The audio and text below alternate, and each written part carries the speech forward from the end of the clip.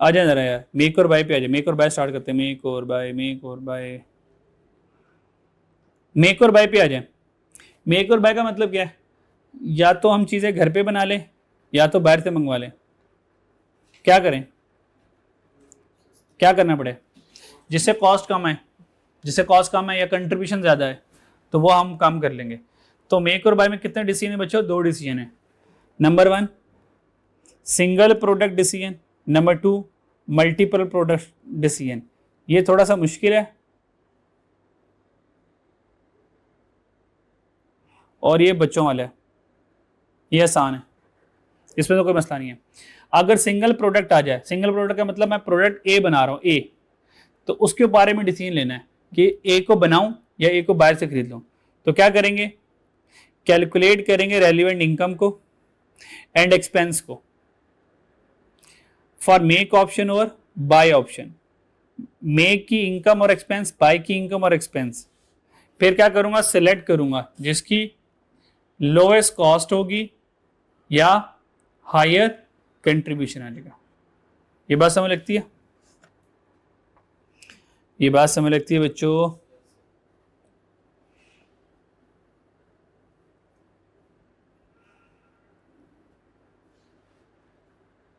आ जाए, यह हमारे पास आ गया single product decision. Question one करते हैं, सिंगल प्रोडक्ट डिसीजन। ये सिंगल प्रोडक्ट आ गया, मेक करें और बाय करें, सिंगल प्रोडक्ट है।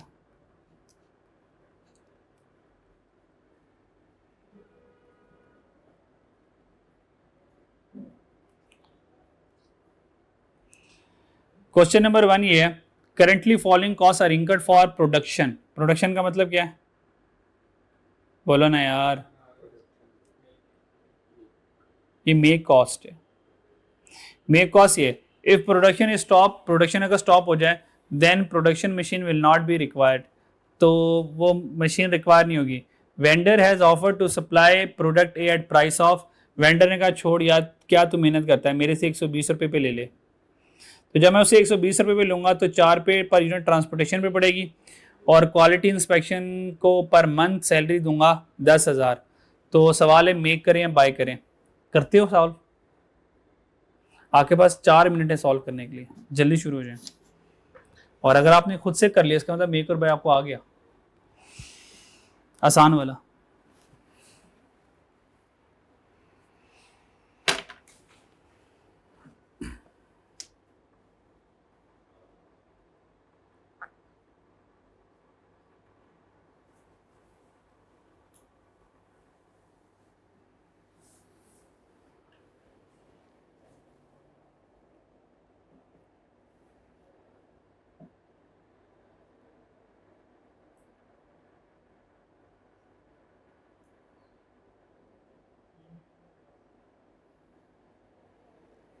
जो सवाल बहुत बहुत मुश्किल आ रहे हैं, जो आप लोगों से नहीं हो रहे, वो सारे मुझे बता दीजिएगा, फिर इंशाल्लाह उन सारों को हम रिवीजन में डील कर लेंगे, ठीक है।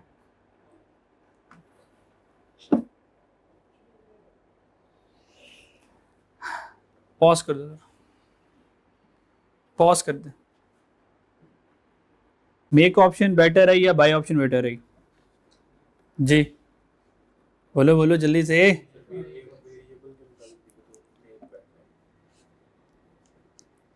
तो आपको पता है डिसीजन मेकिंग फिक्स तो आना ही नहीं है, तो वेरिएबल ही लेना है। तो मेक ऑप्शन बेटर आई है, चलो लेट्स सी देखते हैं। मेक ऑप्शन और यहाँ पे आ जाएगा बाय ऑप्शन।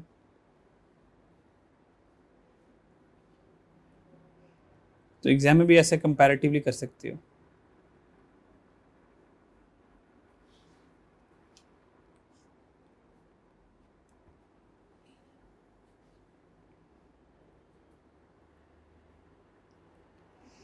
अच्छा जी, अगर मैं बनाता हूँ घर पे चीज़ें तो सबसे पहले मुझे लगेगा मटेरियल, ऐसी है। तो direct material cost, direct material cost कितनी लगेगी, 40 पर यूनिट है, और कितने यूनिट बना रहा हूँ, यूनिट नहीं दिया है, तो पर यूनिट पे फैसला नहीं हो पाएगा ना।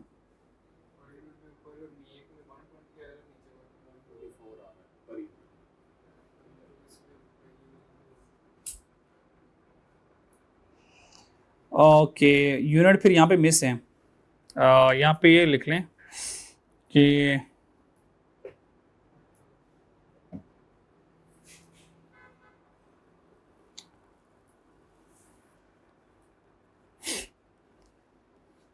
पर यूनिट फैसला नहीं होगा। यहाँ पे लिखें यूनिट्स प्रोड्यूस्ड, कहीं पे लिख लें, यहाँ पे लिख लें units produced is equal to 8,000। 8,000 unit produce करने हैं, तो अगर 8,000 यूनिट प्रोड्यूस नहीं करूंगा तो फिर बाय भी 8,000 करूंगा। सही है, ठीक है, चलो जी। अच्छा, तो मटेरियल कॉस्ट कितनी है? 40। तो डायरेक्ट मटेरियल कॉस्ट कैसे आ जाएगी? 8,000 मल्टीप्लाई बाय 40, क्या आंसर आता है जी? 320,000। नेक्स्ट कौन सा आ गया? Direct labour cost. Direct labour cost 8,000 unit है और एक यूनिट कितनी देर में बनता है? 60। कितना आंसर है? 8 6 20, 480,000।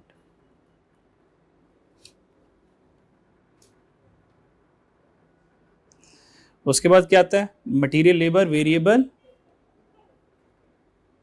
Variable overhead cost. भाई 8,000 यूनिट है और एक यूनिट में वेरिएबल ओवरहेड कितना लगता है बच्चों? 20 लगता है। 16।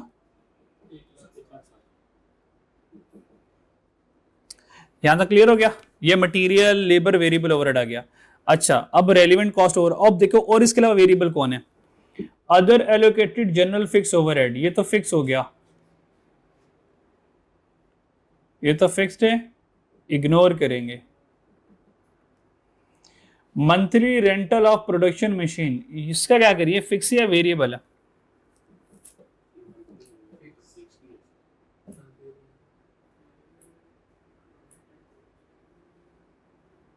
जी बच्चों, monthly rental of production machine, भाई ये प्रोडक्शन मशीन है, प्रोडक्शन मशीन है, प्रोडक्शन करेंगे तो ये आएगा, नहीं करेंगे तो नहीं आएगा, तो ये फिक्स कैसे हुआ? एडमन क्या है? ये जो जनरल फिक्स ओवरहेड है, other allocated general fix overhead है, ये वो ओवरहेड है जो फिक्स ओवरहेड है। इन्होंने तो आने आने हैं, इन्होंने तो आने आने हैं, इनका प्रोडक्शन से कोई ताल्लुक नहीं है।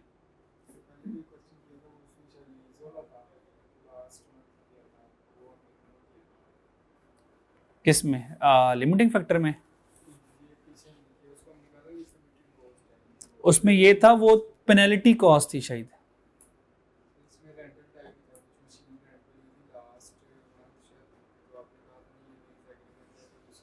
वो लीज एग्रीमेंट था को 2 साल पुराना वाला, 2 साल पुराना। 2 साल पहले हमने एक मशीन खरीदी थी जिसका 5 साल का लीज एग्रीमेंट चल रहा था, तो वो हमारे लिए संक कॉस्ट थी, क्योंकि वो कॉन्ट्रैक्ट 2 साल पहले हो चुका हुआ है। तो 2 साल बाद मैंने क्या करना, मुझे क्या पता था? वो तो पुराना कॉन्ट्रैक्ट हुआ हुआ है। ये है monthly rental of production machine.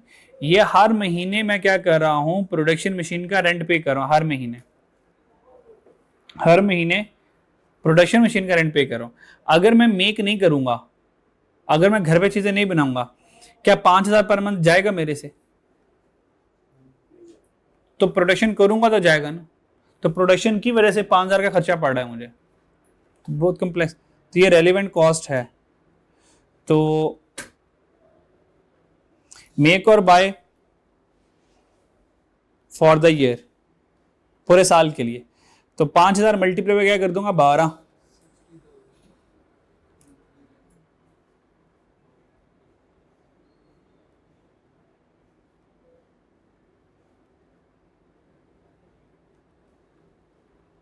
Answer कितना आया? 60,000। ये मेरे पास आ जाएगी टोटल कॉस्ट, देखो कितनी आती है? 1020,000, ये मेरे पास टोटल कॉस्ट आ गई। अब अगर मैं ये ना करूं तो खरीदूंगा, तो खरीदने की सबसे पहले परचेज प्राइस होगी,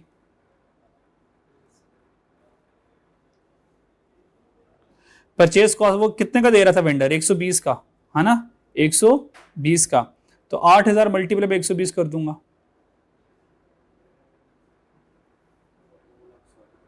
कितना? 9,60,000, 960,000 आ गया। इसके बाद ट्रांसपोर्टेशन कॉस्ट लगनी है, कितनी है?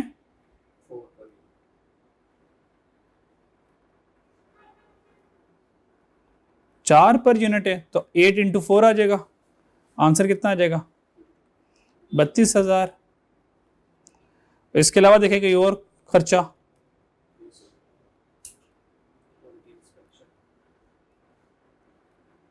क्वालिटी इंस्पेक्शन कितनी है? 10,000 पर मंथ है, तो पूरे साल में एक 20 आ जाएगा। टोटल कॉस्ट आ जाएगी 1,112। आगे 000 जी, ये 1.1 मिलियन है और ये 1.0 मिलियन है, तो इनमें से लोअर कॉस्ट कौन सी है? ये लोअर कॉस्ट है, इनके बनाऊंगा।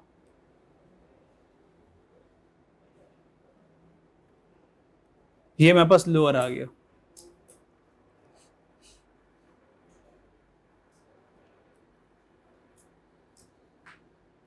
लोअर इज बेटर, तो लोअर कौन आ गया? ये बेटर होगा। डन हो गया।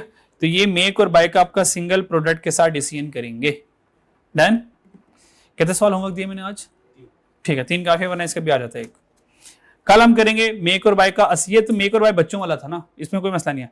अब हम करेंगे कल ये वाला, ये वाला, ये वाला। असल गेम इसकी है, असल गेम इसकी। एग्जाम में ये आता है, ये एग्जाम में आता है, ये एग्जाम में आता है, एग्जाम में ये आता है मुश्किल वाला, वो आसान वाला थोड़ी देगा। ठीक है, अल्लाह हाफिज। बिस्मिल्लाहिर्रहमानिर्रहीम। अस्सलाम वालेकुम फ्रेंड्स। दुरूद शरीफ पढ़ो। लास्ट हम लोगों ने मेक और बाय स्टार्ट किया था और मेक और बाय में हमने क्वेश्चन नंबर 1 सॉल्व किया था। ठीक है। अच्छा, मेक और बाय में लिमिटिंग फैक्टर में रेलेवेंट कॉस्टिंग कहाँ कहाँ इस्तेमाल होगी जरा देख लें। रेलेवेंट कॉस्टिंग में ऐसे देखें, प्रोडक्शन करें या ना करें ये फैसला नहीं होता इसलिए वहां पे रेलेवेंट कॉस्टिंग के सारे प्रिंसिपल नहीं लगेंगे।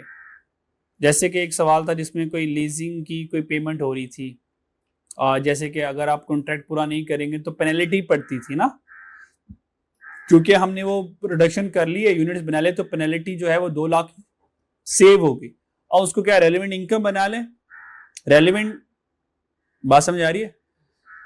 सवाल किया था ना, अगर आप कॉन्ट्रैक्ट पूरा नहीं करेंगे तो आपको 1 लाख या 2 लाख की पेनल्टी पड़ेगी। तो हमने कहा कॉन्ट्रैक्ट पूरा करेंगे, अगर कॉन्ट्रैक्ट पूरा करेंगे तो 2 लाख की सेव होगी। क्या 2 लाख की रेलेवेंट इनकम बन गई? बिल्कुल रेलेवेंट इनकम बन गई। अगर हम रेलेवेंट कॉस्टिंग के अकॉर्डिंग सोचें तो लिमिटिंग फैक्टर में इस तरह की एडजस्टमेंट नहीं आई कि जो रेलेवेंट कॉस्ट में हमारा खर्चा था अब वो सेव हो गया, चलो उसको इनकम बना ले। नहीं, ऐसा नहीं होगा, क्योंकि वहां पे हम यूनिट बेस के कंट्रीब्यूशन कमा रहे होते हैं। मेक और बाय में इस तरह वाला डिसीजन होगा, क्योंकि अब हमारे पास 2 ऑप्शन है। मैं जो काम करूंगा मेक, उससे जो खर्चे बनेंगे तो फायदा हो रहा है उससे मुझे, तो उसको कंसीडर करूंगा। और मेक करने की वजह से जो एक्स्ट्रा खर्चा पड़ेगा उसको खर्चा मानूंगा, क्योंकि वो मेक करने की वजह से खर्चा पड़ रहा है। वरना बाय वाली ऑप्शन है मेरे पास, लिमिटिंग फैक्टर में ये ऑप्शन नहीं है मेरे पास। वहां पे तो चीजें बननी है, तो वहां पे चीजें बनाने के जो खर्चे होंगे वो कंसीडर कर लूंगा। ठीक है, हाँ। तो ये कह लें कि मेक और बाय में we may follow relevant costing. अब हर जगह डिसीजन मेकिंग हो चुके रेलेवेंट कॉस्टिंग लगाते रहना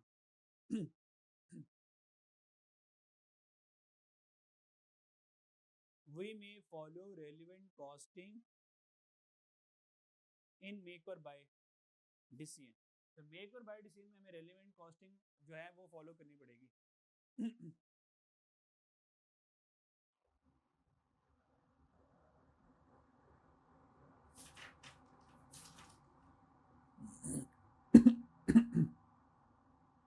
जैसा कि अगर मैं यहां पे एक लफ्ज लिखूं कि अगर हम मेक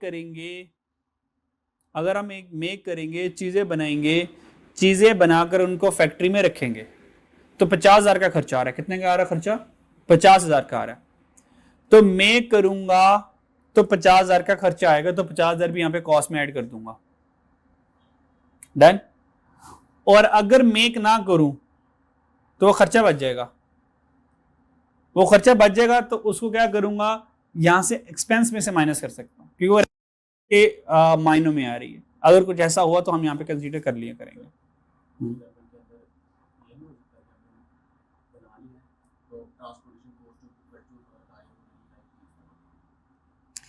अच्छा, इस सवाल को ना दो तरह से कर सकते हो।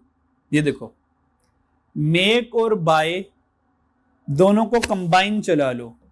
मिसाल के तौर पे मैं मेक करता हूं तो ट्रांसपोर्टेशन कॉस्ट सेव हो गई, ये अब कंबाइन चल रहा है। कंबाइन चलाने में आपसे सवाल हैंडल नहीं होगा, नहीं होगा। आप कंफ्यूज हो गए यार इसको कंसिडर करूं ना करूं, तो इसका आसान हल ये, मेक के खर्चों को अलग रहने दो और बाय के खर्चों को अलग रहने दो। कंबाइन हो सकता है, ये कंबाइन भी हो सकता है, ठीक है। तो बेहतर ये है स्टूडेंट लेवल पर आप दोनों के दोनों को अलग रखो। जो मेक के खर्चे उनको अलग रख दो, जो बाय के खर्चे अलग, और उनको ये ना करो कि तुम्हारी वजह से ये बच गया, जो तुम मेरी इनकम बन गई, ओके, तुम्हारी वजह से मेरा ये खर्चा बना, तुम मेरी इनकम बन गई।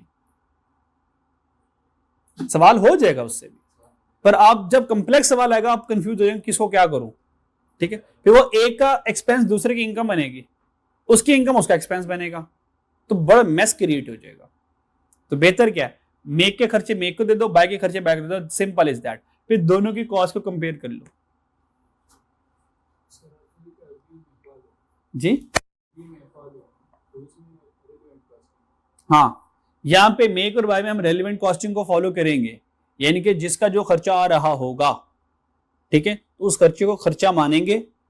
अगर कोई खर्चा एग्जिस्टिंग हो रहा था वो नहीं हो रहा तो उसको इनकम मानेंगे हम। तो यहाँ पे रेलिवेंट कॉस्टिंग के प्रिंसिपल लगेंगे यहाँ पे मेक और बाय में, क्योंकि हमारे पास दो दो रास्ते, मेक करूं या बाय करूं। तो जो एक्स्ट्रा खर्चा आएगा वो कंसिडर करूंगा, जो खर्चा सेव होगा उसको खर्चे को माइनस कर दूंगा मैं, ठीक है। लिमिटिंग फैक्टर में ये सीन नहीं था, बस मेक और बाय में ये हम लोगों ने कर लिया था। चलें एक और क्वेश्चन करते हैं सिंगल प्रोडक्ट के साथ, पास पेपर में आ जाए। कल पास पेपर नहीं किया था ना, तो इसका सिंगल प्रोडक्ट के साथ पास पेपर करते हैं।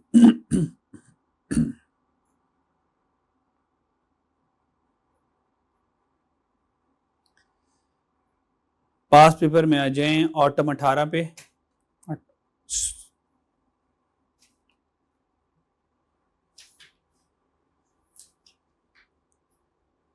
ये क्या हुआ, स्प्रिंग 18 के बाद स्प्रिंग 22 आ गया दोबारा, कैसे चीज। ऑटम 18 पे आ जाए, स्नूकर प्राइवेट लिमिटेड पे आ जाए, स्नूकर प्राइवेट लिमिटेड पे।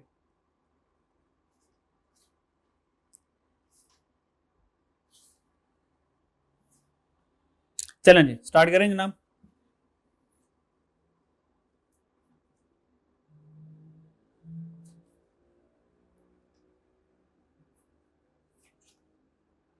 स्नूकर प्राइवेट लिमिटेड पे आ जाए।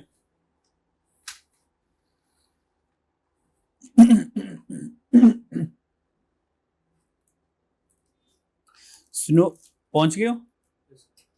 Snooker private limited manufacture a component beta, वो बीटा जो है वो बनाता है, which is use as input for many product, जो कि मेनी प्रोडक्ट में यूज होता है। The current requirement of beta is 18,000 unit per annum. इस वक्त बीटा की कितनी जरूरत है, 18,000 यूनिट पर एनम। और वो बीटा खुद बनाता है, मैन्युफैक्चर, मैन्युफैक्चर।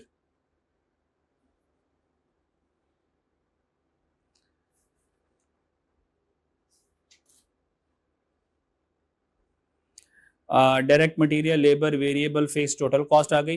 ये टोटल कॉस्ट किसकी बच्चों, मेक, ये मेक कॉस्ट आ गई।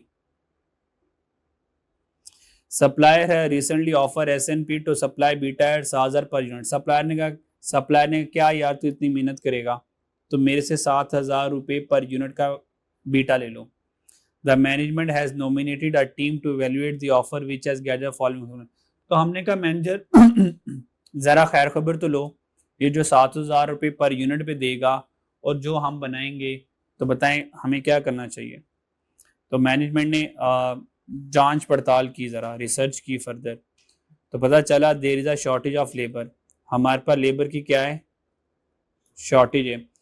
However, some of the labor would become available due to outsourcing of beta. कहता हाँ, अगर बीटा को आउटसोर्स कर लें थोड़ी सी फिर लेबर हमारे पास बच जाएगी।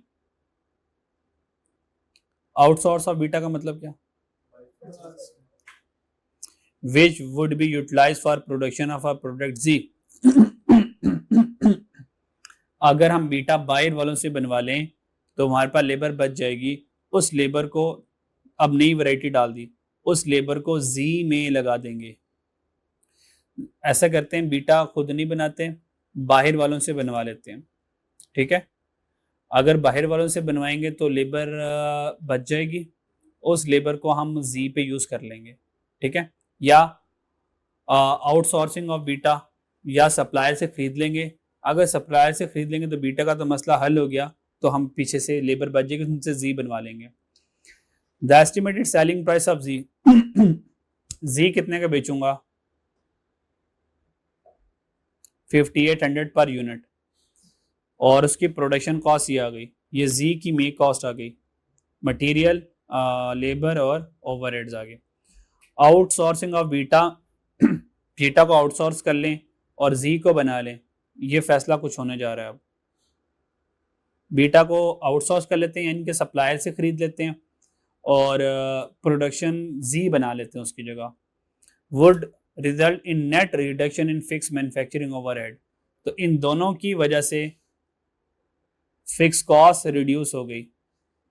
अब देखें, इस जॉब की वजह से फिक्स कॉस्ट रिड्यूस हुई है, तो ये फिक्स कॉस्ट की रिडक्शन कंसीडर करूंगा, ये रेलिवेंट कॉस्टिंग है।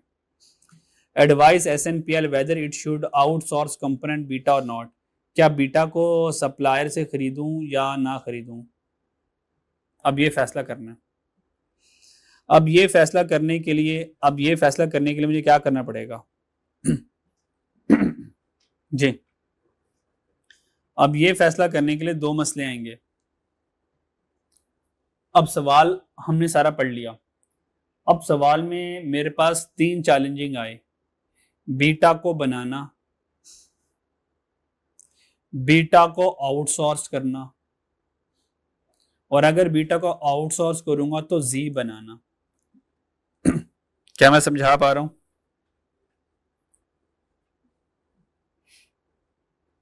अब बताएं सवाल को किस स्ट्रक्चर पे लेके जाएंगे, क्या क्या कैलकुलेट करूं और किसका मुकाबला किससे करूं?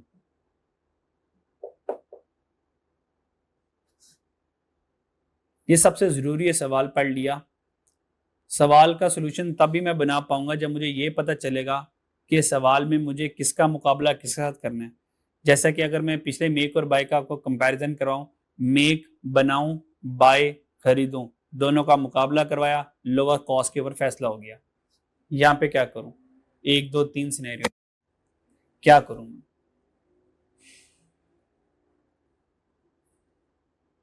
क्या सवाल पढ़ के ये समझ लगती है कि ये मेक और बाय का सवाल है?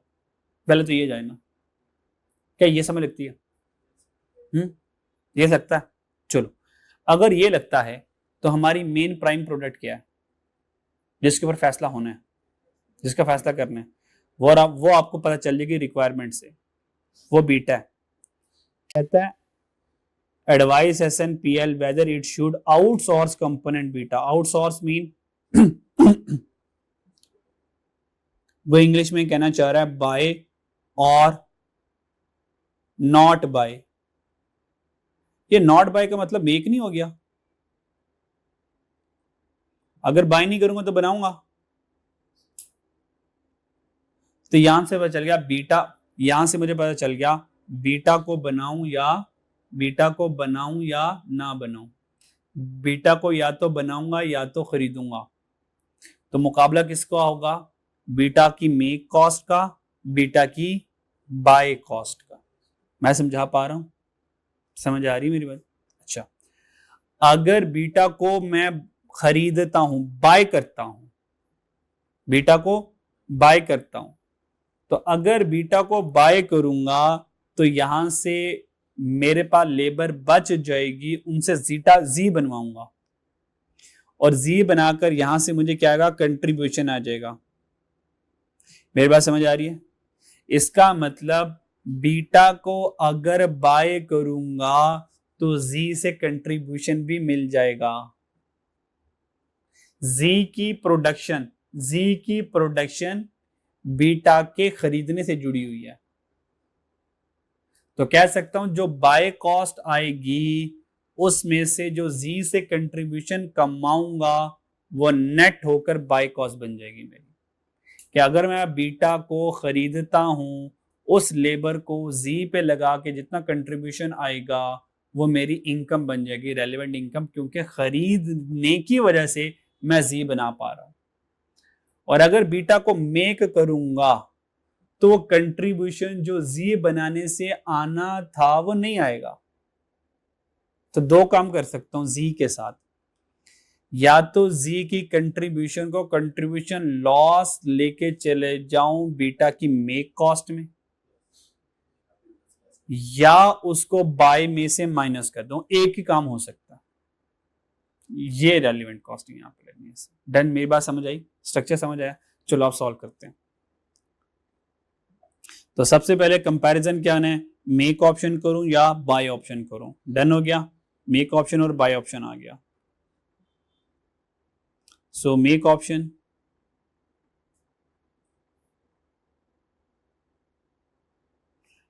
किसका हो रहा है?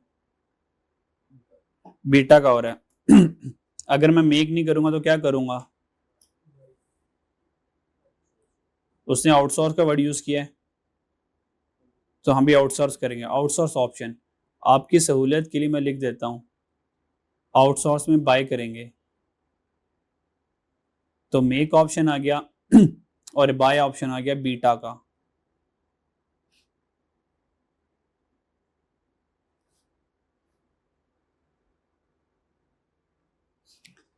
अगर मैं बीटा को बनाता हूं तो सबसे पहला खर्चा कौन सा आएगा? जी बच्चों बोलो ना यार। और direct material direct material cost, units कितने थे?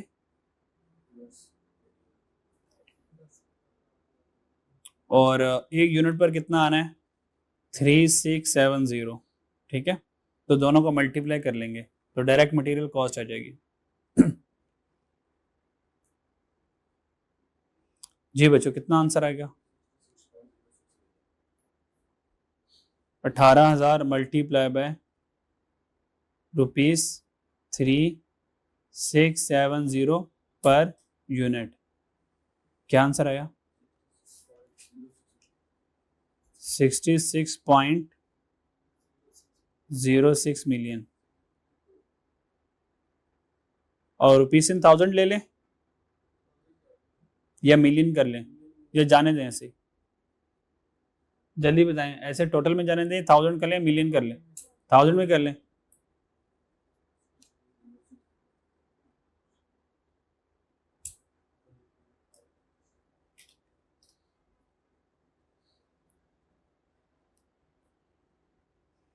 डायरेक्ट मटेरियल के पास डायरेक्ट लेबर कॉस्ट आ गई। डायरेक्ट लेबर कॉस्ट 18,000 यूनिट में multiply by direct labour our कितने लगेंगे? 1040 पर यूनिट है। सो 1040 आ गए। जी जनाब, आंसर 18720 आ गया। फिर आ गया variable overhead cost. Fix cost तो नहीं आएगी ना? 18,000 यूनिट है मल्टीप्लाई बाय वेरिएबल ओवरहेड कितना हमारे पास? 770। जी जनाब 13860 ये हमारे पास आ जाएगा। यहां तो कोई परेशानी? यहां तो कोई परेशानी? ओके, सो टोटल करें यहां पे जरा।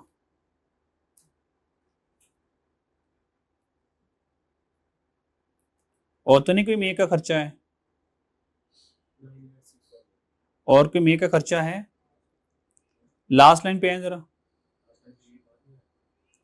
लास्ट लाइन पे है। आउटसोर्स बीटा, अगर हम बीटा को आउटसोर्स करें और प्रोडक्शन ऑफ जी करें, यानी कि मेक ना करूं तो रिडक्शन ऑफ फिक्स कॉस्ट हो जाएगी 19 लाख। तो 19 लाख बीटा को खरीदने की वजह से हो रहा है, तो ये हम 19 लाख जो है वो बीटा में बाय में माइनस कर देंगे। बात समझ आ रही है? ये कर देंगे बाय में माइनस कर देंगे, ठीक है।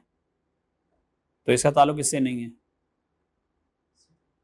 ठीक हो गया? तो ठीक है, और तो कुछ भी नहीं है मेरे ख्याल से। 98640, तो ये हमारे पास मेक कॉस्ट आ गई।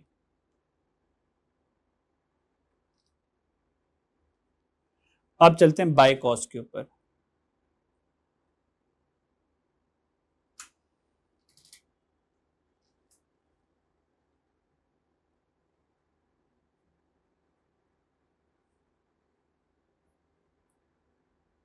बाय कॉस्ट में आ जाए तो सबसे पहले अगर मैं बाय करूंगा तो परचेज प्राइस आ जाएगी, परचेज कॉस्ट आ जाएगी। वह कितने का बेच रहा था हमें? 7,000 का। तो 18,000 मल्टीप्लाई बाय 7,000 आ जाएंगे।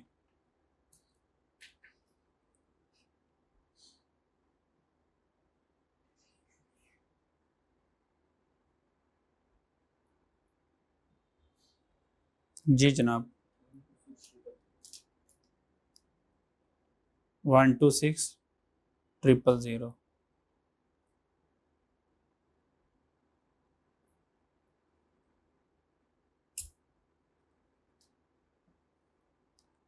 परचेज कॉस्ट आ गई। अच्छा, इस परचेज कॉस्ट के अलावा क्या था खरीदने में?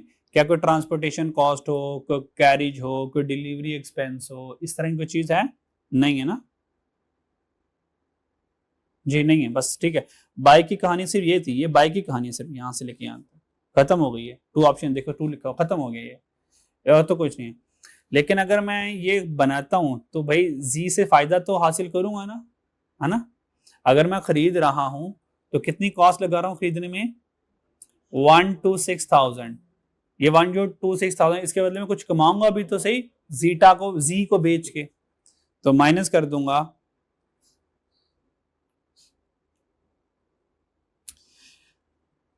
कंट्रीब्यूशन फ्रॉम जी।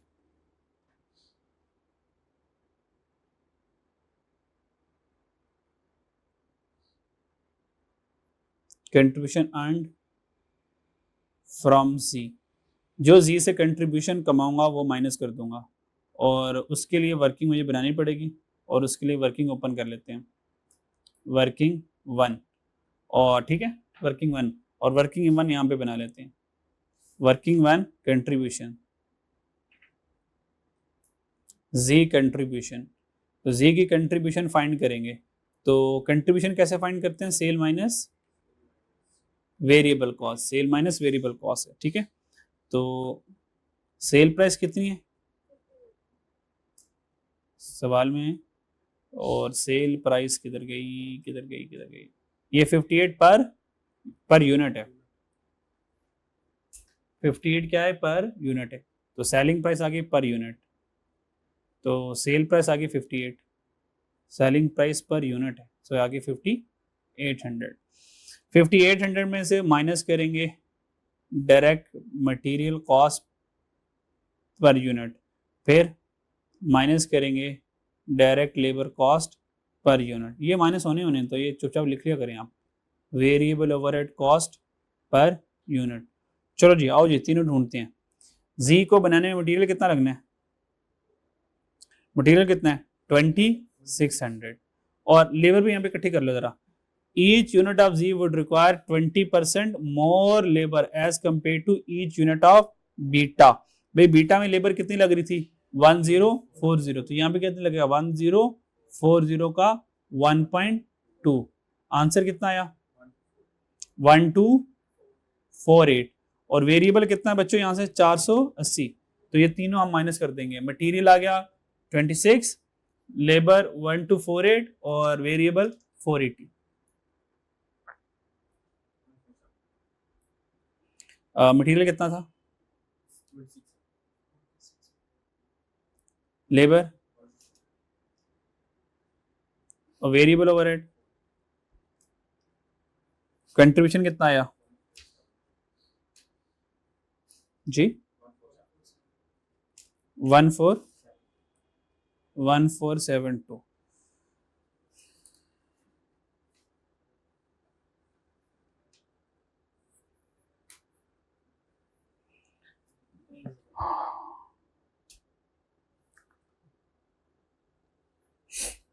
हाँ जी जी बच्चों, यहाँ तो कोई मसला, यहाँ तो कोई मसला।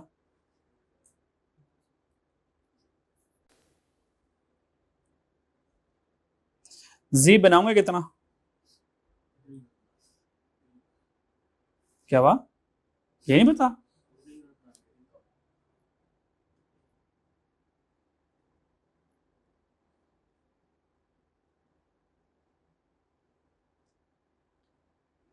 ये टोटल कंट्रीब्यूशन, ओ सॉरी यार क्या लिख दिया, कंट्रीब्यूशन पर यूनिट है।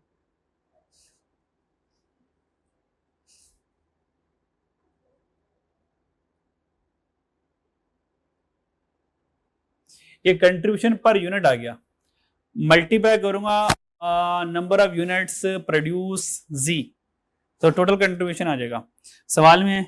और देखें जी कितने बना रहे हैं हम,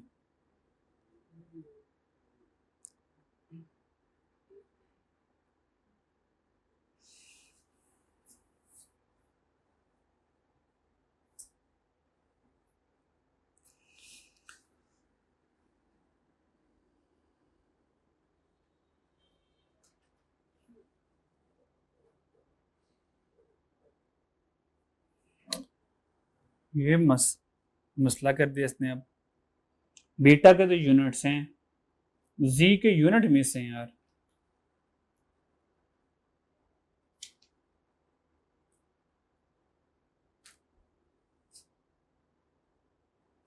जी यूनिट्स नहीं बता रहा, क्या करूं अब मैं,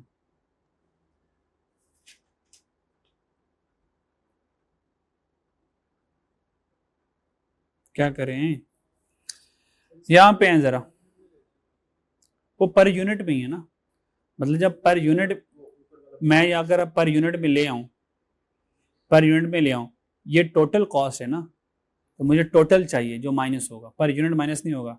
वरना ये हो सकता है 7,000 हो जाए और फिर यहाँ पे पर यूनिट पे चल रहा हो, पर फिर भी टोटल में नहीं बात आएगी, क्योंकि मैंने जो बीटा खरीदने वो 18,000 खरीदने हैं, बीटा 18,000 है और 7,000 उनकी पर यूनिट कॉस्ट है।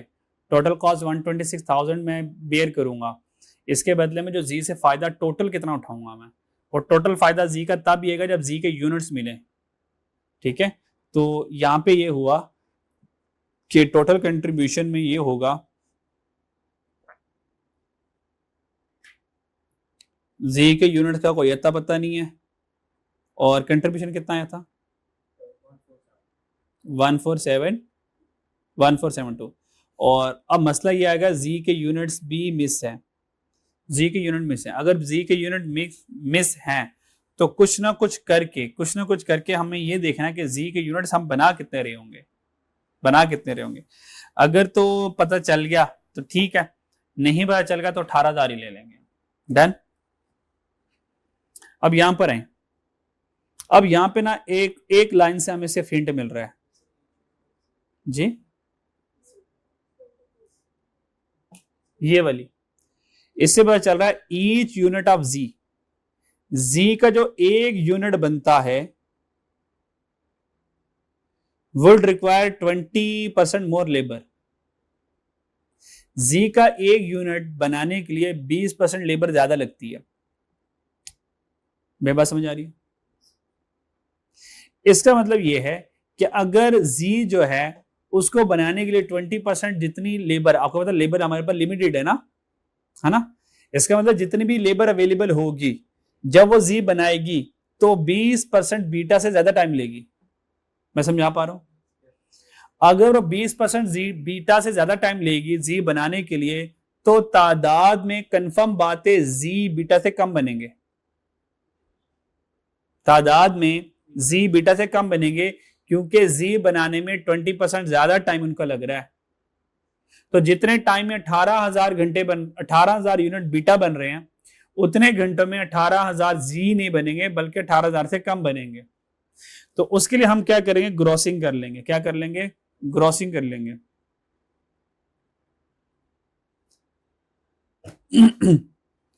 तो ग्रॉसिंग यहीं पे कर देता हूं आपको। ये जी के यूनिट्स कैसे आएंगे? ये जी आएगा 18,000 बीटा है। इस बीटा को बनाने के लिए 20% टाइम ज्यादा लगता है, तो इसका मतलब ये 102 पे होगा, सॉरी 120 पे होगा, 120 पे होगा। मेरी बात समझ आ रही है? और 100 पे पड़े होंगे जी, या दूसरे लफ्जों में इसको चुपचाप डिवाइड कर दो 1.20 से, तो यहां से जी के यूनिट्स आ जाएंगे।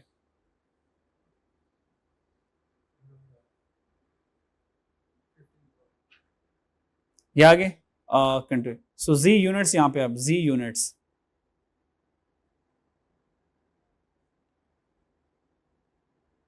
सो जी के यूनिट कैसे आएंगे? 18,000 बीटा जो कि 1.2 पे बढ़े हुए हैं, तो यहां से 15,000 आएगा, 15,000 जी बनेंगे।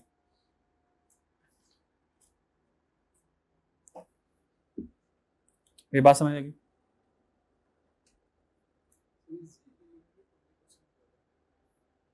जी ना ना, जी के यूनिट 20% ज्यादा नहीं है, जी को बनाने के लिए 20% लेबर आवर ज्यादा लग रही है, तो यूनिट कम बनेंगे। नहीं समझ आ रही?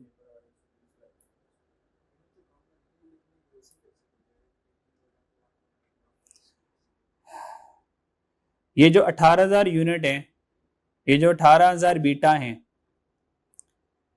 इनको बनाने के लिए 120% वक्त चाहिए, है ना? क्योंकि यहां पे आ जाए सवाल में, each unit of G would require 20% more labour. जो एक यूनिट जी का बनता है उसमें 20% ज्यादा लेबर लगती है, ठीक है, as compare to each unit of beta. मान लो ये बीटा है, वो ये कह रहा है, आगे इक्वल नहीं डाल रहा अभी मैं, अभी इक्वल नहीं कह रहा, ये बीटा है और जो जी के यूनिट्स बनते हैं वो कुछ ये बनते हैं,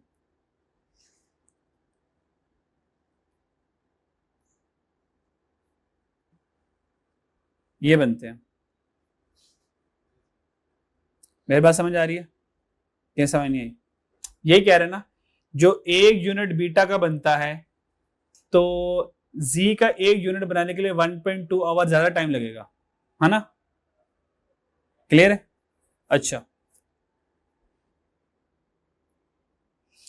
अब एक बीटा यूनिट का है और जी जो है वो 1.20 ज्यादा टाइम लेता है। मेरी बात समझ आ रही है? तो जी, जो जी है ना, ये इंटू 1.2 है।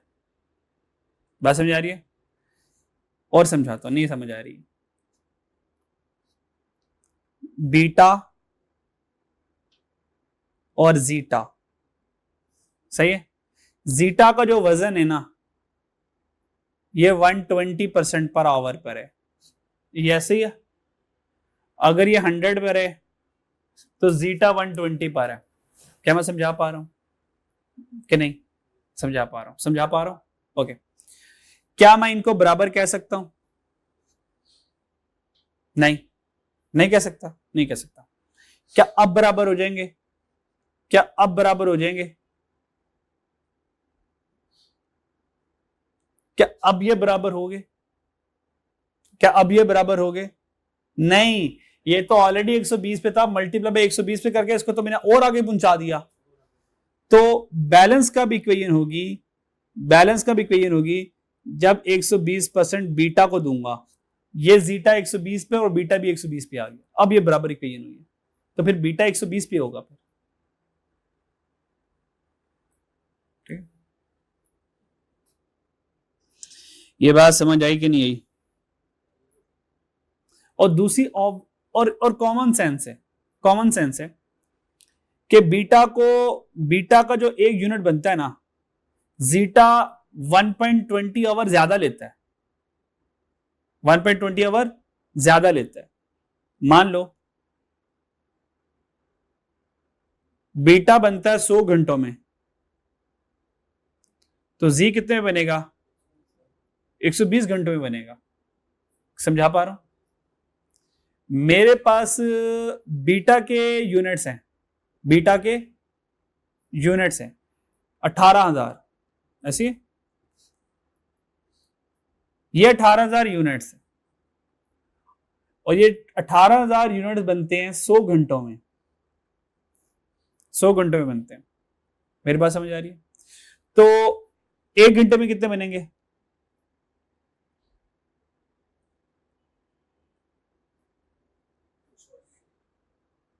180, और 120 घंटों में कितने बनेंगे?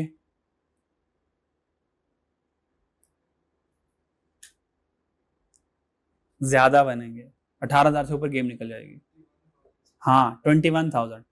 अब ये तो नहीं मैं कर सकता, ये तो मैं नहीं कर सकता भाई। बीटा ऑलरेडी जो है, एक जो जी बन रहा है वो 120 घंटे ले रहा है, तो मुझे बताएं 18,000 से ज्यादा जी बन सकते हैं क्या? कम बनेंगे ना, क्योंकि एक जी बनाने के लिए ज्यादा वक्त लग रहा है। तो जितना मेरे पास लिमिटेड टाइम है, उतने टाइम पे मैंने देखना है कितने बनाने हैं।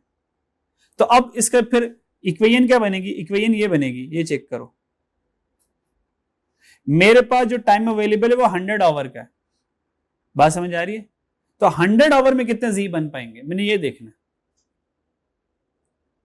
सही है?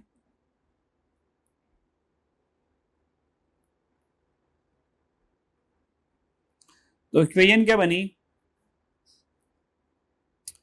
किधर लिखा था मैंने यार, जीटा 18,000 बीटा है, 18,000 बीटा है, ठीक है, और 1.2 से डिवाइड किया, तो जो लिमिटेड आवर्स है उनमें 15,000 जी बन पाएंगे मेरे पास। ठीक है, इसको जरा देख लो, अच्छे से देख लो, कोई मसला है तो पूछ लो।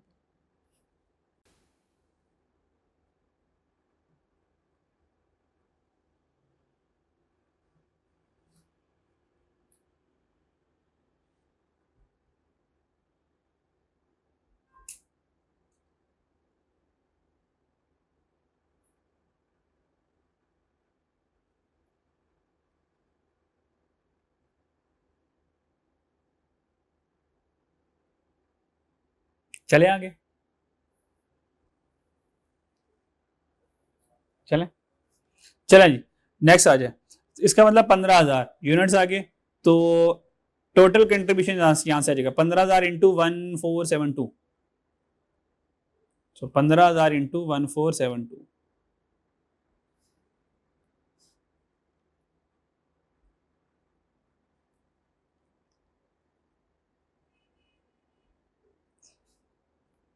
तो 15,000 इंटू 1472, आंसर कितना आया?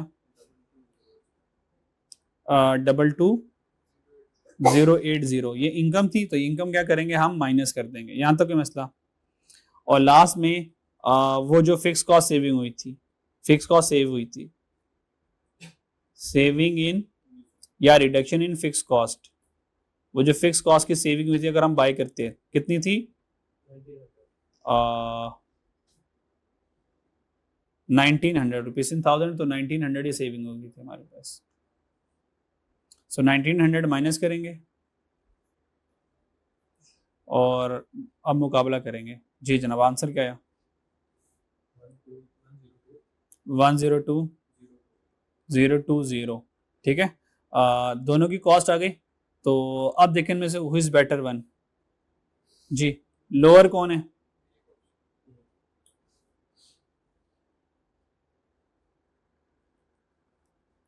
कौन लोअर है? मेक लोअर है, तो हम मेक करेंगे, मेक जीत जाएगा। ठीक है ना, यहां तक कोई मसला?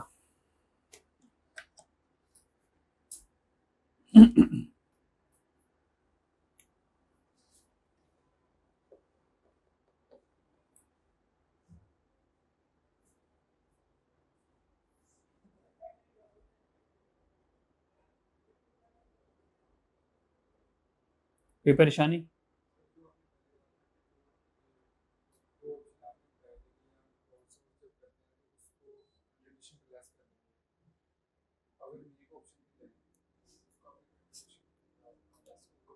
मे का कंट्रीब्यूशन है ही नहीं है।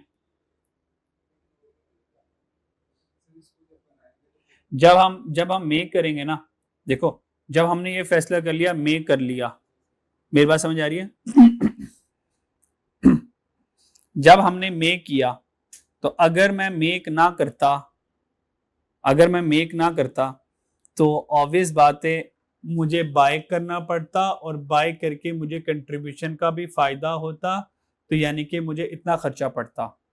अगर मैं मेक ना करता तो बाय करके इतना खर्चा करता, इतना खर्चा मुझे पड़ना था।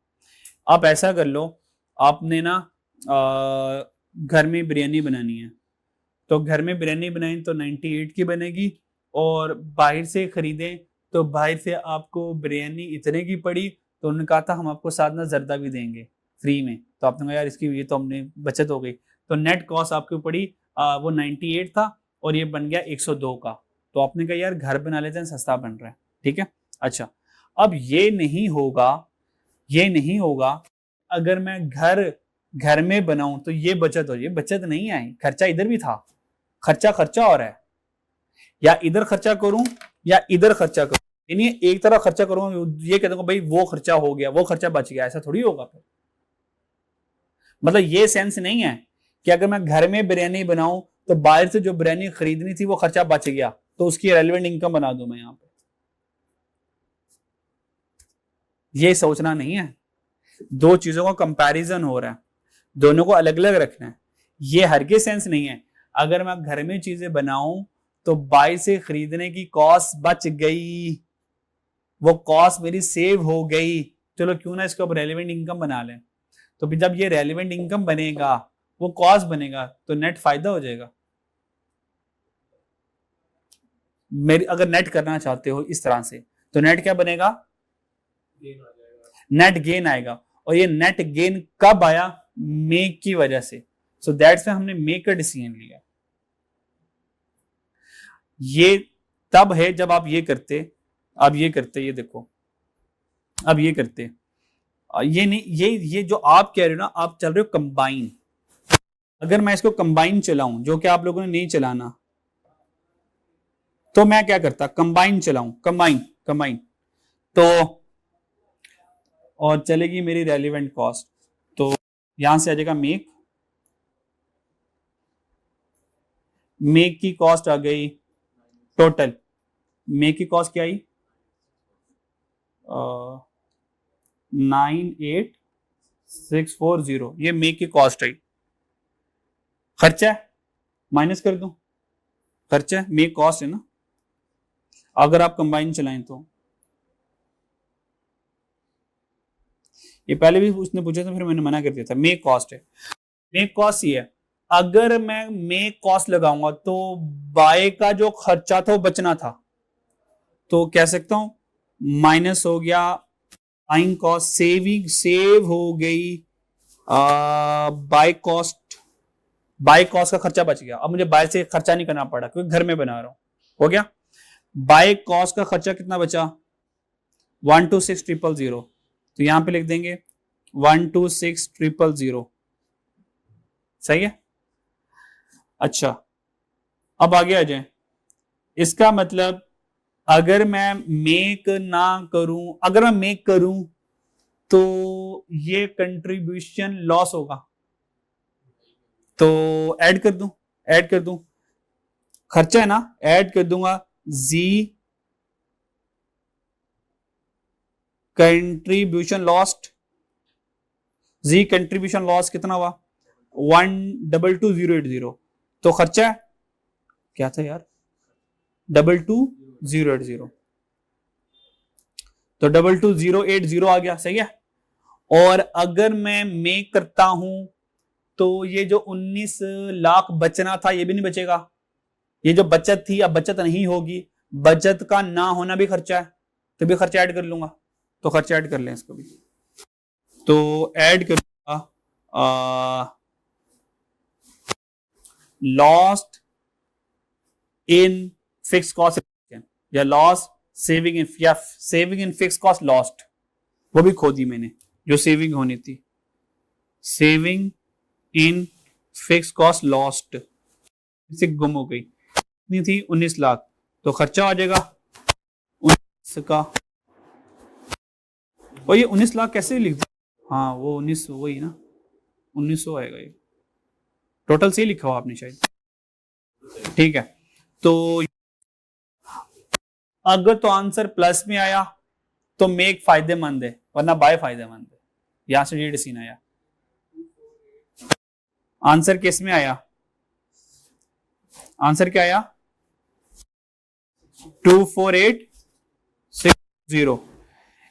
मतलब ये है मेक, ये सारी प्लस वाली इनकम बनी, ये माइनस नहीं की, ये माइनस करना है, सेव्ड बाय, सॉरी ये सेव, ठीक है। ओ एक मिनट, ये माइनस में, ये भी माइनस में, ये भी माइनस में, सिर्फ वो प्लस में कॉस्ट, और शायद ये कॉस्ट के अंदर इनकम चल रही है, कॉस्ट में इनकम माइनस हो रही है, समझ आ रही है, कॉस्ट में क्या आंसर आ रहा है 33380, बस ये आ रहा है, इतना सा आ रहा है,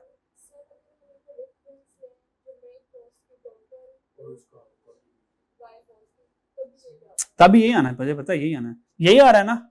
अच्छा 3380, इसका मतलब 3380 माइनस में या प्लस में है, प्लस में है। अगर प्लस का मतलब है कि इसका मतलब मेक बेनिफिट है, मेक बेनिफिट है।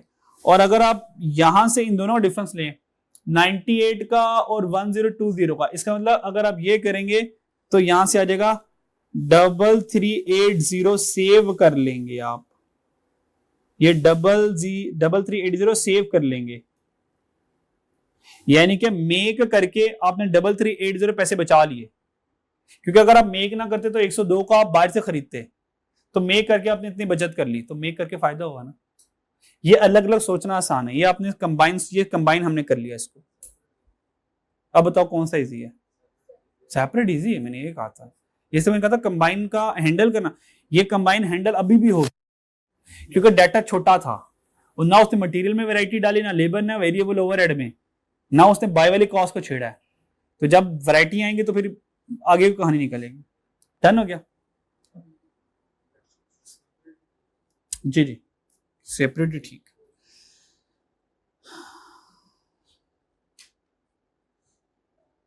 मेक और बाय में आ जाए, सिंगल वाला डन हो गया, अब दो वाले पे आ जाए।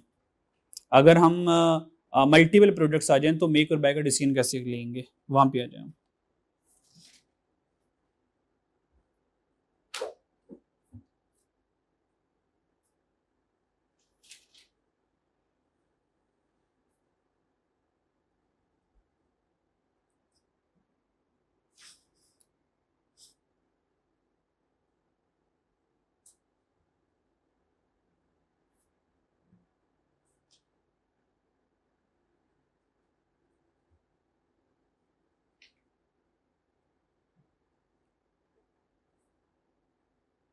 चले आगे, चलो जी लेक्चर नोट्स पे वापस आ जाएं और मेक और बाय पे वापस आ जाए जरा यहाँ पे। अब मल्टीपल प्रोडक्ट डिसीजन एग्जाम में ये आता है, सिंगल वाले आपको दो मैंने पास पेपर, एक पास पेपर भी करवा के दिया।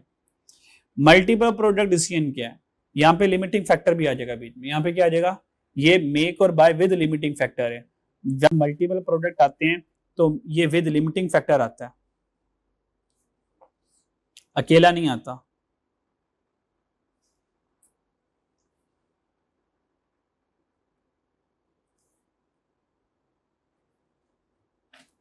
विद लिमिटिंग फैक्टर आएगा, मतलब क्या, we can't make all product due to limiting factor, limiting factor के आने की वजह से हम सारी के सारी प्रोडक्ट नहीं बना सकते।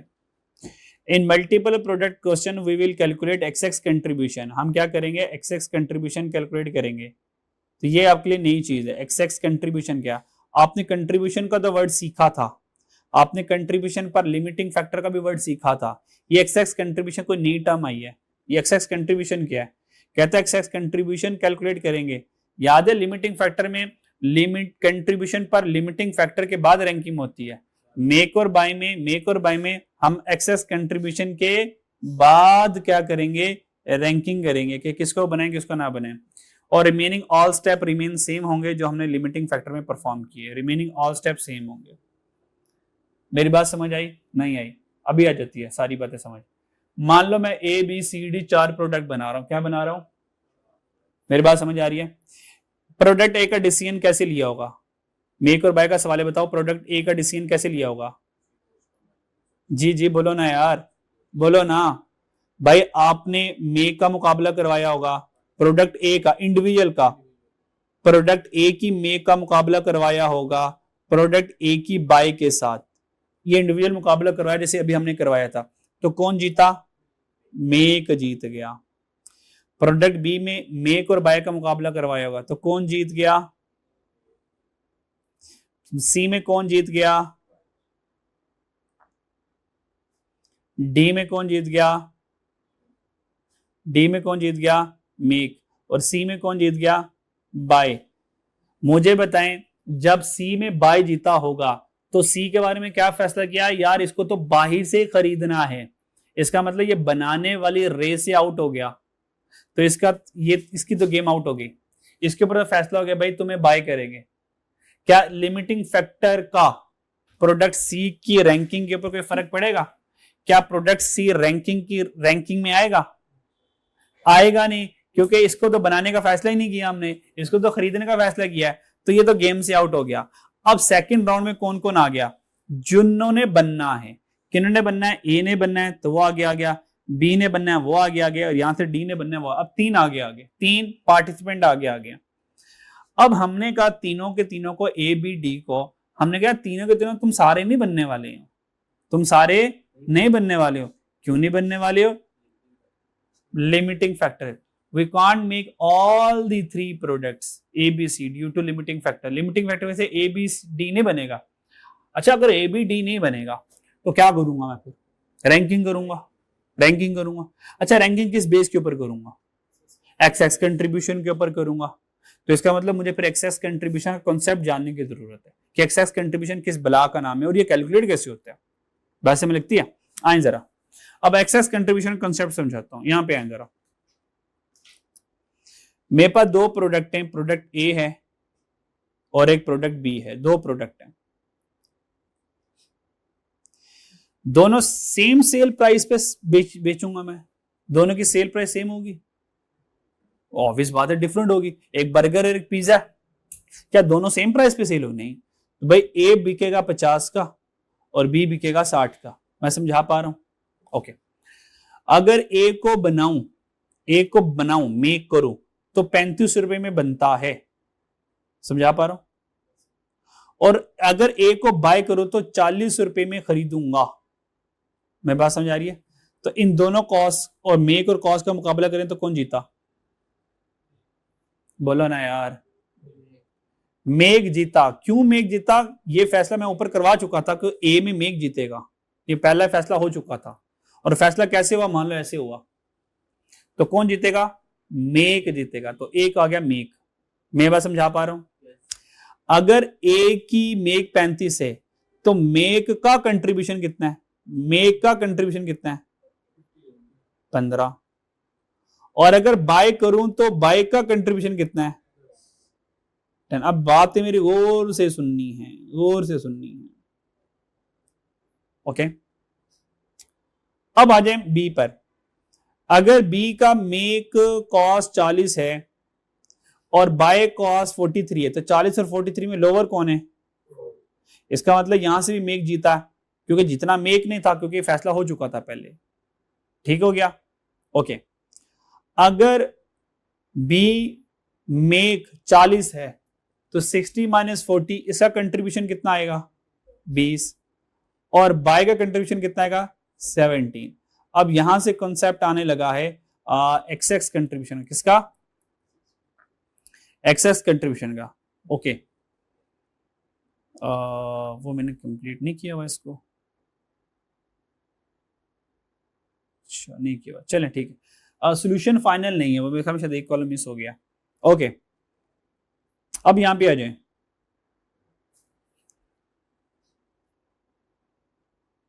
इसका मतलब ये होगा कि अगर मैं करूं तो 15 का कंट्रीब्यूशन आ रहा है, बाय करूं तो 10 का कंट्रीब्यूशन आ रहा है। इन दोनों के कंट्रीब्यूशन का डिफरेंस कितना आ रहा है? इसका मतलब अगर मैं ए को मेक करूं तो मुझे 5 का एक्स्ट्रा कंट्रीब्यूशन मिलेगा। समझा पा रहा हूं? मुश्किल तो नहीं था। ये कैसे आया? मेक का कंट्रीब्यूशन बाय का कंट्रीब्यूशन, दोनों के कंट्रीब्यूशन का डिफरेंस लिया तो पता चला 5 का कंट्रीब्यूशन एक्स्ट्रा मिल रहा है ए के ऊपर। बी पर आए जरा। बी का मेक कंट्रीब्यूशन कितना है? बी का मेक कंट्रीब्यूशन कितना है? 20। और बाय कंट्रीब्यूशन कितना है? 17। और यहां से मुझे एक्स्ट्रा कंट्रीब्यूशन कितना मिलेगा मेक की वजह से? मेक की वजह से 3। अब बताएं 5 ज्यादा या 3 ज्यादा? अगर 5 ज्यादा तो पहले ए को बनाऊंगा फिर बाद में बी को बनाऊंगा। ये रैंकिंग की है मैंने, ये रैंकिंग की है मैंने। और से देखिए मैंने क्या किया। तो यहां पे असल में हुआ क्या, पहले हम मेक कॉस्ट बाय कॉस्ट को कंपेयर करते थे, मेक कॉस्ट बाय कॉस्ट को कंपेयर करते थे, पर मेक और बाय मल्टीपल प्रोडक्ट ने मेक का कंट्रीब्यूशन और बाय का कंट्रीब्यूशन, मेक और बाय दोनों के कंट्रीब्यूशन को कंपेयर करेंगे और होगा क्या, मेक का ही दोनों के मेक के कंट्रीब्यूशन आगे आना है, पर उनमें से जो ज्यादा आगे आएगा वो जीतेगा।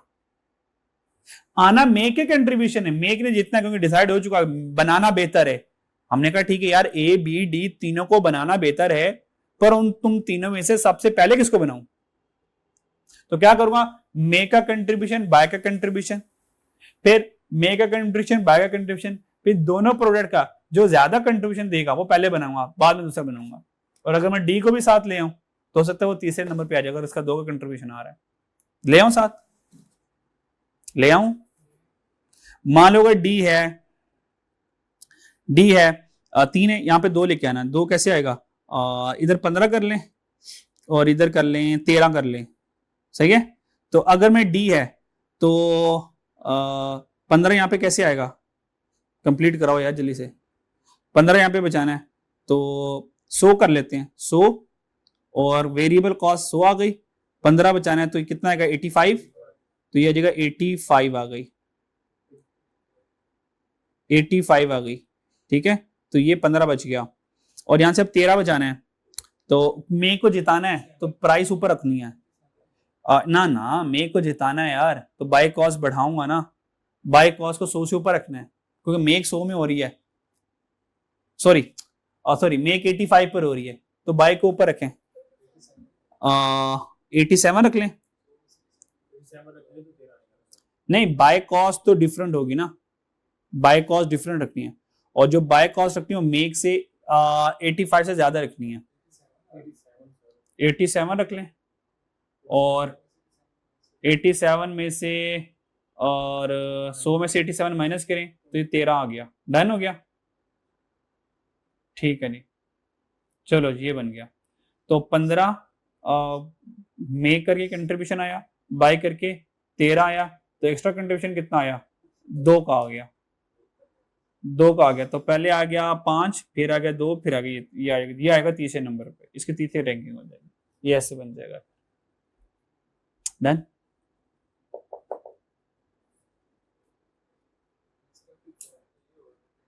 इसका फॉर्मूला ये होगा, जो सोचने की जरूरत नहीं है, मैंने लिखा हुआ है, इधर आ जाओ, ये लिखा हुआ है। एक्सेस कंट्रीब्यूशन कैसे आएगी? मेक का कंट्रीब्यूशन बाय का कंट्रीब्यूशन माइनस करेंगे तो एक्सेस कंट्रीब्यूशन आएगा बस। और अगर सेल प्राइस गिवन नहीं है तो कंट्रीब्यूशन तो नहीं आएगा, फिर हम कॉस्ट के ऊपर खेलेंगे। कॉस्ट ऑफ बाय मेक और मेक ऑफ कॉस्ट जो दोनों में से कम आएगी तो वो हमारे पास एक्सेस कंट्रीब्यूशन बनेगा।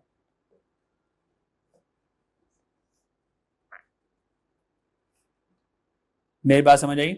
और अगर मैं यहाँ पे ए की बात करूं, यहाँ पे मैं अगर ए की बात करूं तो ए का कंट्रीब्यूशन कितना था? 15 और 10। तो यहाँ पर कितना आएगा? 15, यहाँ पे आ जाएगा 10, तो एक्स कंट्रीब्यूशन कितना आ गया? 5। और आपने एक याद चीज रखनी एग्जाम में, अगर कंट्रीब्यूशन आ जाए तो मेक को पहले रखना ताकि आंसर पॉजिटिव आए, और अगर कॉस्ट आएगी तो बाई को पहले रखना ताकि आंसर पॉजिटिव आए। ठीक है, मेरी बात समझ आ रही है? और मान लो अगर सेल प्राइस नहीं है, एक ही बात कर रहा हूं, अगर एक ही बात कर रहा हूं, सेल प्राइस नहीं है तो कॉस्ट कितनी है मेक की? 35 और 40, तो यहां पर कितना आएगा? 40 और 35, तो फिर देखिए आंसर निकलेगा 5 पॉजिटिव में, वरना नेगेटिव में आंसर आ रहा होगा वो आप लोग शहजादे होंगे, अब नेगेटिव ही लिख देंगे, फायदा पॉजिटिव में होगा ना। इसका मतलब क्या है? 35 की बनाएंगे, 40 की खरीदेंगे, तो नेट 5 रुपए का फायदा होगा, प्लस में लिखना आंसर। ठीक है, और अगर अक्ल इस्तेमाल नहीं करनी तो ये कर लो, अगर अक्ल इस्तेमाल करनी है तो 35 की बनाई, 40 की खरीदेंगे, तो 5 प्लस में फिर भी लिखना है। सही है, अक्ल इस्तेमाल नहीं करनी तो ऐसे करोगे, कंट्रीब्यूशन में मेक पहले और कॉस्ट में बाय पहले, ताकि आंसर प्लस प्लस में आए। कंट्रीब्यूशन फायदा प्लस में होता है, माइनस में नहीं होता।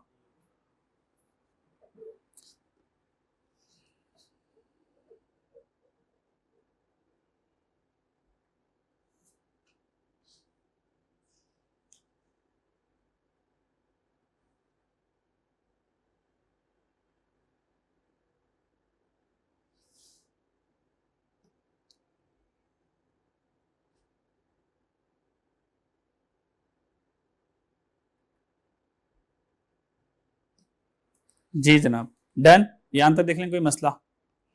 तो अगर मेक और बाय मल्टीपल प्रोडक्ट आ जाए तो हम एक्स एक्स कंट्रीब्यूशन से चलेंगे। डन, कोई सवाल है यहाँ पे? मेक और बाय खत्म, पास पेपर का सवाल करना है। अगर आप चाहते हैं, अगर आप कहते हैं तो आप होमवर्क में ट्राई करके आइएगा।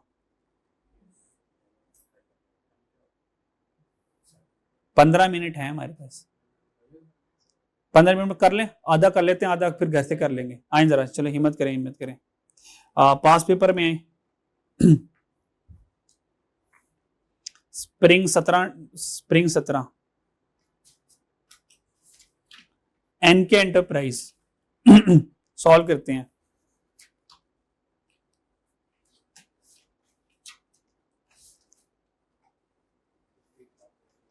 मेक और बॉय, मेक और बाय और मल्टीपल प्रोडक्ट्स आ गए, तो मुझे एक्स एक्स कंट्रीब्यूशन तक जाना पड़ेगा। ये कुछ कुछ हिंट हमने शुरू में लिख लिए, ये आप एग्जाम में ऐसे लिख सकते हो, लेट पेंसिल से सवाल पढ़ोगे जब रीडिंग टाइम में, आपको बताऊंगा क्या करना आपने। मेरे पास कितने कंपोनेंट हैं? 4, x1 2 3 4। Determine the number of units to be produce आगे बोले यार, इन हाउस और बॉट एक्सटर्नलिटी, यानी कि मेक और बाय आ गया विद लिमिटिंग फैक्टर। आ जाए जरा, सेल प्राइस देखिए है हमारे पास, दिल्ली देखें सेल प्राइस नहीं है, तो मेक की कॉस्ट को बाद में रखेंगे, पहले बाय की कॉस्ट को पहले रख लेंगे। ठीक है, यहां तक कोई मसला? आपका आंसर प्लस में आए, वरना जो लॉजिक याद है तो फिर संभाल सकते हो आप लोग। तो सबसे पहले क्या आ जाएगा? x1 आ जाएगा,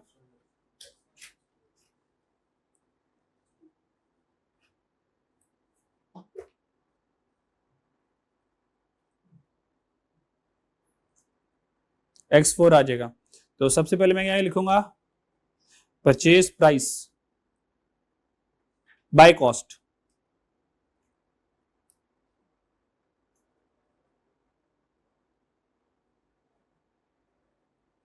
बाय कॉस्ट सबसे पहले आ जाएगी, that is the purchase price.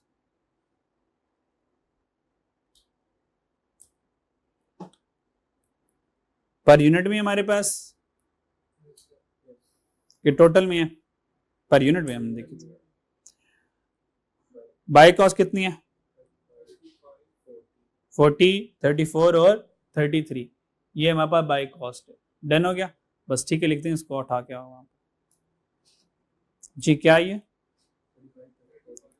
35 40 34 33 आ गया। डन हो गया। अब क्या आ गई? बाय कॉस्ट आ गई। अब क्या करेंगे? मेक कॉस्ट, ऐसे ही बच्चों।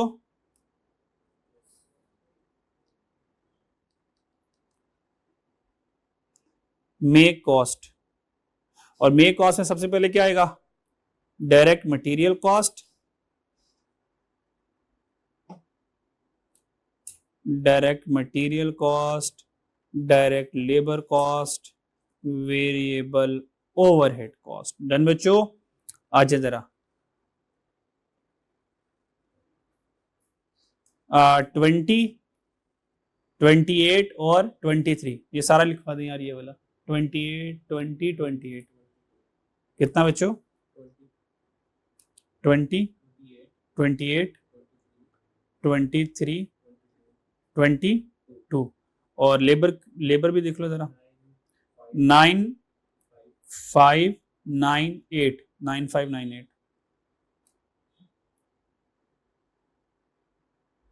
वेरिएबल ओवरहेड देख लो यार, वेरिएबल ओवरहेड देख लो। फैक्ट्री ओवरहेड आ गया, फैक्ट्री ओवरहेड आ गया, तो इसका मतलब है तो टोटल आ गया।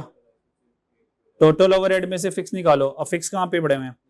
Fix overhead include, factory overhead include fix overhead 1.5। ओ तेरी खैर हो, ये तो 1.5 पर मशीन आवर है, तो मुझे तो ये चाहिए OAR पर यूनिट चाहिए, है ना? मुझे क्या चाहिए? OAR पर यूनिट चाहिए। तो मेरे पास तो ये है, मेरे पास तो रुपीस पर मशीन आवर है ना? और मेरा जो डिजायर है, मुझे तो पैसे पर यूनिट चाहिए। तो क्या करूं कि पैसे पर यूनिट में चले जाऊंगा? बोलो बोलो, पैसे पर यूनिट में कैसे जाऊंगा? अगर ऊपर मशीन आवर आ जाए, नीचे मुझे यूनिट मिल जाए। तो देखिए मशीन आवर पर यूनिट, एक यूनिट बनाने में मशीन आवर कितने लग रहे हैं? क्या ये कन्वर्जन पड़ी है? Yes, machine our per unit पड़ा हुआ है 8, 4, 5, 2। तो वो क्या होगा? मल्टीप्लाई हो जाएगा। क्या हो जाएगा? मल्टीप्लाई हो जाएगा, यानी कि 1.5 मल्टीप्लाई 8, तो क्या आ जाएगा? Fix OAR। तो टोटल में से माइनस करूंगा तो वेरिएबल आ जाएगा। डायरेक्ट कर दूं, संभाल लेंगे। अब डायरेक्ट करने लगा हूं, ये ऐसे बनेगा। हेलो बच्चों, 16 माइनस 8 इंटू 1.5 है। ओ यार 1.5 है, तो ये आएगा, संभाल लोगे? क्या आंसर आएगा? 4 आ गया। बाकी सारा कर लोगे ऐसे?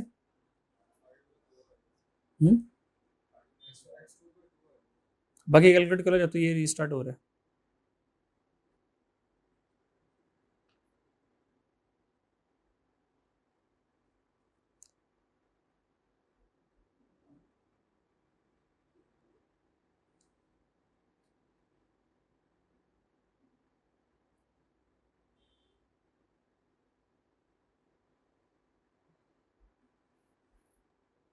जी बच्चों, क्या आंसर आया? 4, 7 वाले का 2, फिर 1, फिर 2 आ गया। ठीक है, टोटल करें इसका।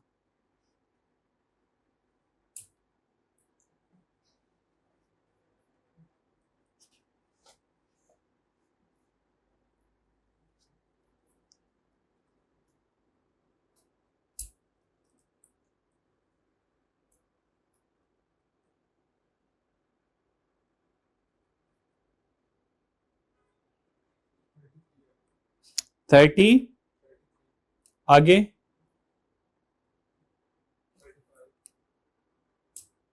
देन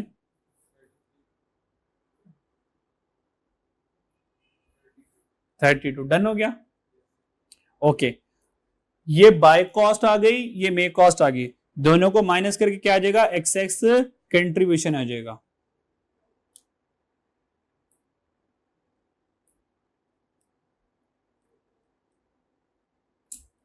एक्स कंट्रीब्यूशन कैसे आएगा? देखो मेक सस्ती है ना, क्योंकि मेक जीती हुई है, तो कितना एक्सेस कंट्रीब्यूशन आया? जी बच्चों 2, 5, 1, 1, 1। यहां तो कोई मसला, ये आ गया एक्स एक्स कंट्रीब्यूशन। फिर याद है लिमिटिंग फैक्टर में हम क्या करते थे, एक्स एक्स कंट्रीब्यूशन के बाद कंट्रीब्यूशन पर लिमिटिंग फैक्टर, तो यहाँ पे क्या करेंगे excess contribution per limiting factor. जगह लिमिटिंग फैक्टर की वजह से सारे नहीं बनेंगे ना, तो फिर हम देखेंगे लिमिटिंग फैक्टर कितना कमा के दे रहा है। ठीक हो गया। लिमिटिंग फैक्टर कौन है यार, मशीन आवर। तो यहां से हम फाइंड करेंगे excess contribution per machine our.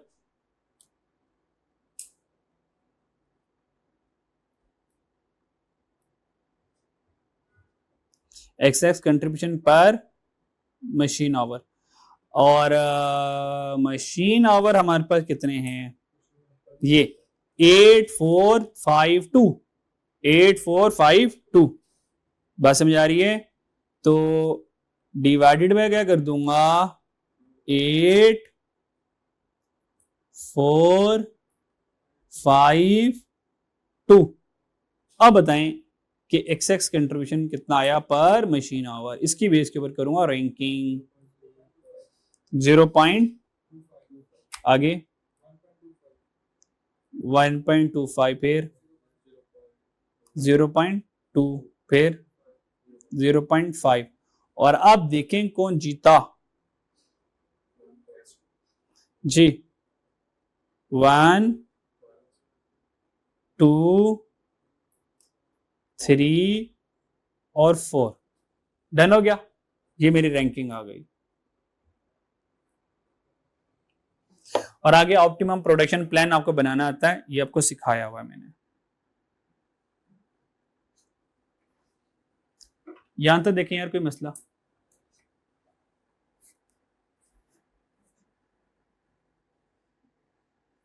इस एक्सेस कंट्रीब्यूशन के बाद अगर लिमिटिंग फैक्टर वाला सारा डिजाइन शुरू हो जाएगा। एक्सेस कंट्रीब्यूशन के बाद सारा लिमिटिंग फैक्टर वाला स्टाइल शुरू हो जाएगा। और आगे ऑप्टिमम प्रोडक्शन प्लान जिस तरह लिमिटिंग फैक्टर का बनता है वैसे हम बनाएंगे कि हमारे पास मशीन आवर कितने अवेलेबल थे, कितने हैं, ये कहां पे लिखा हुआ है,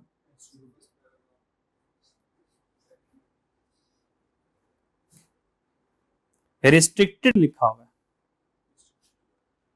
तो ये मेरा लिमिटिंग फैक्टर बन जाएगा। ठीक है, आगे ऑप्टिमम प्रोडक्शन प्लान हो जाएगा, क्यों कंप्लीट कर दूं मैं, कर लेंगे वो बिल्कुल उस जैसे हमने बनाया हुआ। ठीक है जी, ये आपके पास हो गया।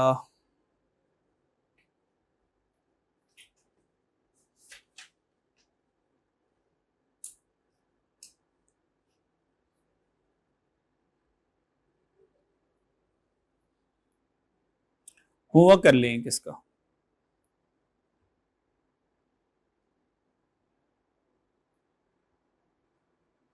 स्प्रिंग 19 में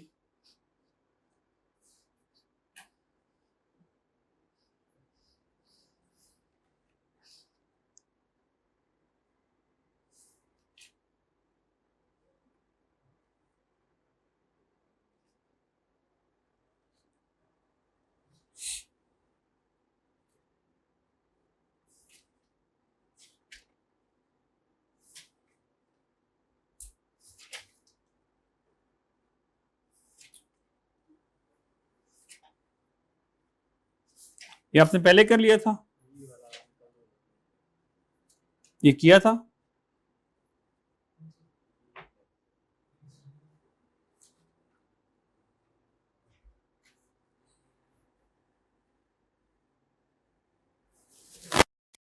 ठीक है, ये लिली वाला करके आना है जरा, ठीक है।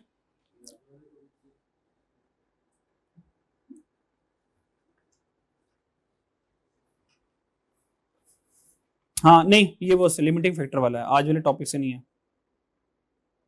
ठीक है, इसमें मेक है और बाय नहीं है मेरे ख्याल से, बस ठीक है। ये वाला क्वेश्चन कर लीजिएगा और जो करवाया इसको रिवाइज कर लीजिएगा। ठीक है, तो कल एक मेक और बाय का एक और सवाल करवाऊंगा। अगर आप लोग खुद से ट्राई करना चाहें तो खुद से ट्राई कर सकते हैं, खुद से ट्राई करना चाहेंगे।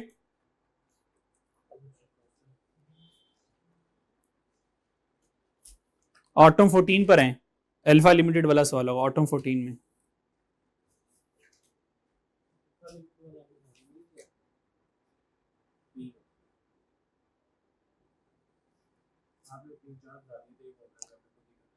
असल में ये मेक और बाय के साथ होगा, अल्फा लिमिटेड मेक और बाय के साथ होगा। अल्फा लिमिटेड लिमिटिंग फैक्टर है, लेकिन ये लिमिटिंग फैक्टर मेक और बाय वाला है। ये मेक और बाय के साथ लिमिटिंग फैक्टर है, और लिमिटिंग फैक्टर जब मल्टीपल प्रोडक्ट आ जाए तो वो मेक और बाय लिमिटिंग फैक्टर दोनों कंबाइन होकर आते हैं।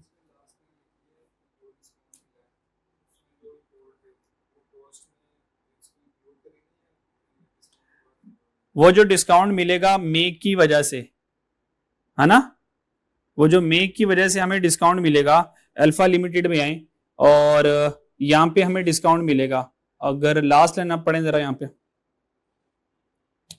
15%, 10%, 12%, after intense negotiation the supplier have offer discount.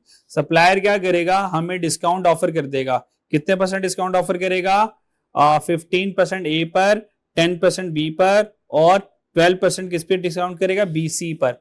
अब ये जो डिस्काउंट हमें ऑफर कर रहा है, ये बाय करने पे कर रहा है। हेलो बच्चों, ये जो डिस्काउंट मिलेगा ये बाय पे कर मिलेगा हमें। तो डिस्काउंट माइनस करने के बाद जो बाय कॉस्ट बनेगी, नेट कॉस्ट, वो मैं लूंगा। यानी कि ए पे ए जाएगा 85% पे, बी जाएगा 90% पे। ठीक है, इस तरह से लूंगा। ठीक है, अल्लाह हाफिज।